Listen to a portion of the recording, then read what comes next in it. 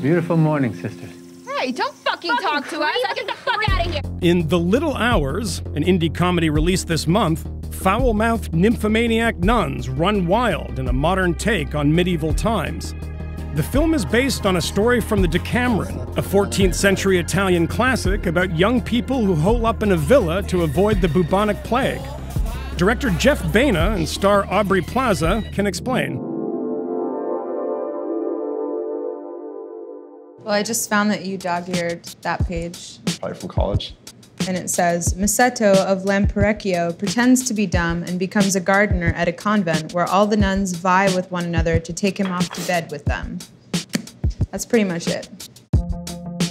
A good friend of mine, Joe Swanberg, who's also a director, was crashing at my place, and we were just kind of getting fucked up. And we watched dog TV, which ostensibly is for dogs. But around 11 o'clock, it just gets really trippy. It's definitely not for dogs at that point. It's just like weird, like bubbles. It just gets like really, really psychedelic and trippy. So we were just watching that and we were talking about this movie he was working on, and somehow it came up that I had studied the Decameron and I guess sexual transgression in the Middle Ages, and he got really like pumped up about that and was like, dude, you gotta make this movie.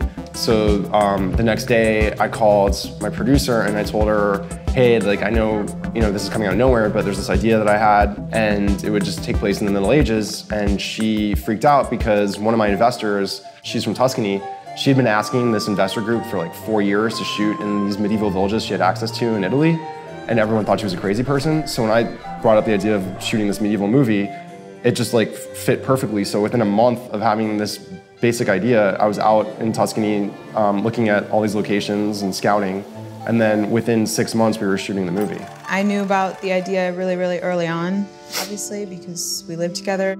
I grew up Catholic, and I went to an all-girls private Catholic school. When I was going back and kind of researching prayers and prayer services and stuff like that, I was kind of blown away by how much I remembered. There were elements that I kind of incorporated that I think were definitely inspired by who Aubrey is in real life. My attachments to donkeys. Yeah, she's super attached to donkeys. So what Jeff wrote and what the cast received was a very detailed, very descriptive, but there was no dialogue written. So every scene was improvised. And as you can see, there's really not much dialogue. It's just sort of this happens, this happens, this happens, this happens, this happens. So that's what we all read. And so what we would generally do is take 2, 3, or 4 takes and sort of find the scene. When you're shooting a movie, like a studio comedy with like Judd Apatow or, one of the big kind of, studio comedies that happen nowadays, that's a really different kind of improv. It was less about finding humor sometimes. It was just about sort of finding a tone that existed somewhere in between comedy and drama. Did you roll your eyes? Where there's funny moments, but there's also real moments. Did he just smile at you? I don't know. Why is he smiling? Who is that? I don't know. Who the fuck are you? Who are you?